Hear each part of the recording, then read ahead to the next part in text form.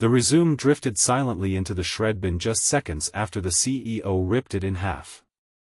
She never noticed the small silver trident embossed in one corner, and she certainly didn't expect that 20 minutes later she would open the final letter her late father had left behind and freeze at a single handwritten line that stole the air from her lungs.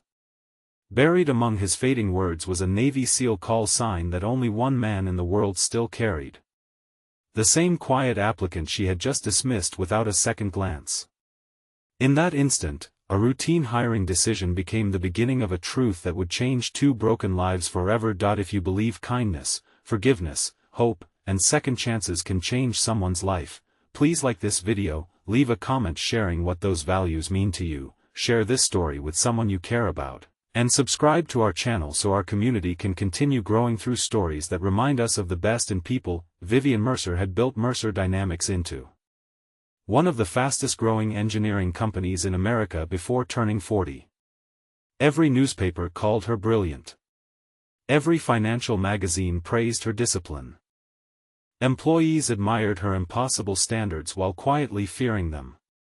Ever since her father, Theodore Mercer, passed away 3 years earlier, Vivian had believed that emotions only slowed people down. Results mattered. Efficiency mattered. The past belonged in photographs and filing cabinets. That belief shaped every decision she made, including the hiring interviews she insisted on conducting herself for executive security positions after a recent corporate espionage scare. Among dozens of polished candidates wearing expensive suits sat one man whose resume seemed painfully ordinary. His name was Garrett Holloway. His jacket had clearly been repaired more than once. His shoes were clean but worn. His resume listed years of military service followed by volunteer work with struggling veterans and several temporary security jobs.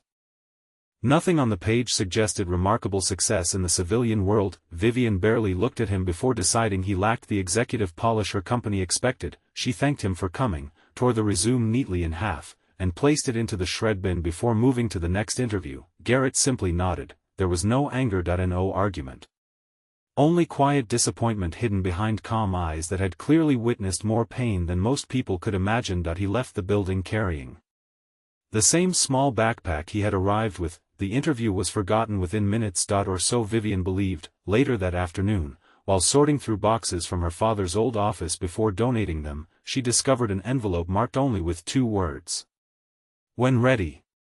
She had postponed opening it for years because grief had always found an excuse to wait. Now, with sunlight filling the office through tall windows, she carefully unfolded the aging paper. Her father's handwriting remained steady despite the illness that had eventually taken him. The letter spoke about integrity, leadership, and the loneliness that often follows success.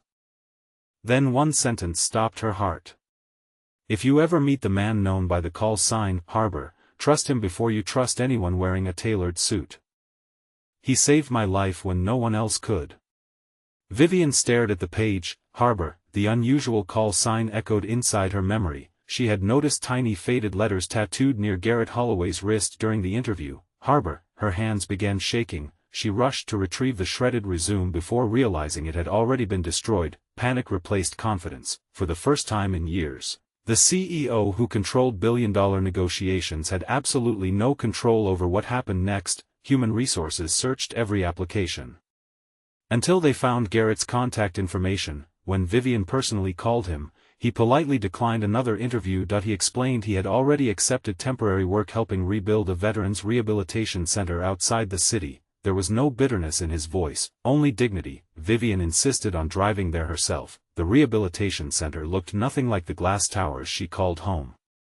Construction materials covered the grounds, volunteers laughed while painting walls, former service members worked side by side despite missing limbs, aching backs, and invisible emotional scars. In the middle of them stood Garrett, lifting lumber alongside everyone else without asking for recognition. Nobody treated him like a hero. He never acted like one. Vivian introduced herself. Garrett simply smiled with quiet courtesy. He remembered her immediately. Instead of mentioning the destroyed resume, he asked whether she needed help carrying supplies because she looked overwhelmed.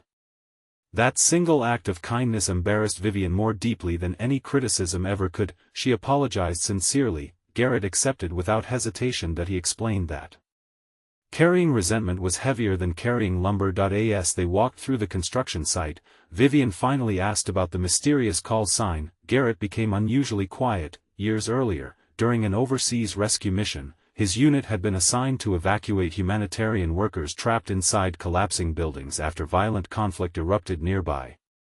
Among those civilians had been Theodore Mercer. Garrett had carried the injured businessman across nearly 2 miles while refusing evacuation himself until every civilian had reached safety. Theodore never forgot that sacrifice, neither did the soldiers who survived beside Garrett. Vivian listened in stunned silence. Her father had rarely spoken about those events. That he simply returned home believing he had been given another chance to live. Now she understood why. Garrett never mentioned medals. That he never described himself as brave. He insisted every member of his team deserved equal credit, especially those who never returned home.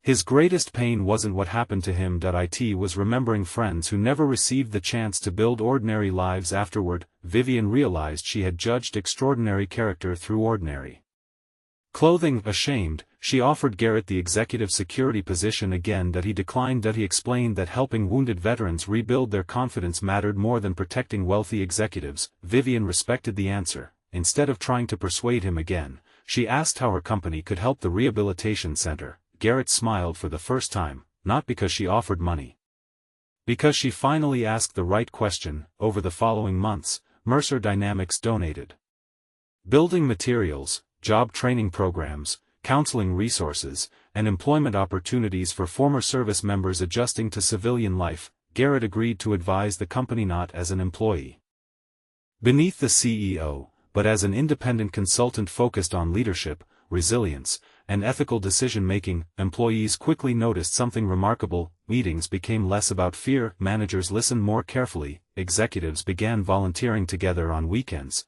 Company culture slowly transformed. Profits continued growing, but so did compassion. Vivian herself changed most dramatically.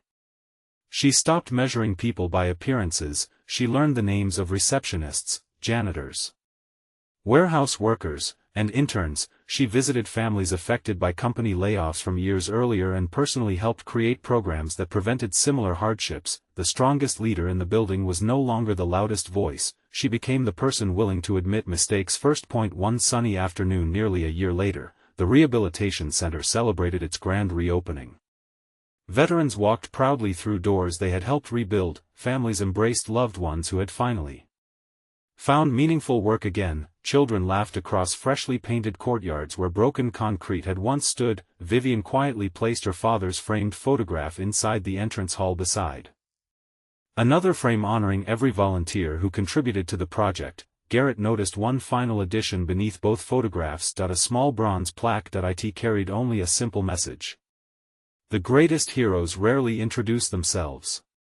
Garrett stood silently before it. For years he had avoided recognition because surviving when others did not often felt like a burden rather than an achievement. Seeing the center filled with hope instead of grief finally allowed a small part of that burden to lift. He understood that honoring the past did not require living inside it forever. Before the celebration ended, Vivian thanked every volunteer individually.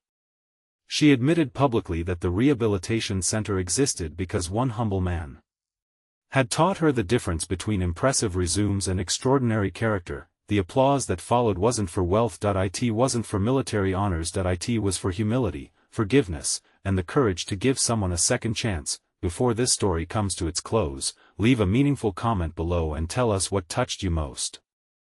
Have you ever misjudged someone based on first impressions, or has someone believed in you when others didn't? As the afternoon sun bathed the rehabilitation center in warm golden light, Vivian looked once more at her father's final letter. She finally understood why he had waited until after his passing to reveal its secret. Some lessons cannot be inherited. They must be lived. She had lost an opportunity the moment she tore up a resume, but because one quiet man chose grace instead of resentment, she found something infinitely more valuable than the perfect employee. She found wisdom, redemption, and a new purpose for the company her father had entrusted to her. If this story touched your heart, please like this video, leave a meaningful comment, share it with someone who needs hope today, and subscribe to our channel so you never miss another emotional journey. Remember, the strongest people are often the quietest, the greatest heroes rarely seek applause, and sometimes the person we overlook today becomes the one who teaches us how to become better tomorrow.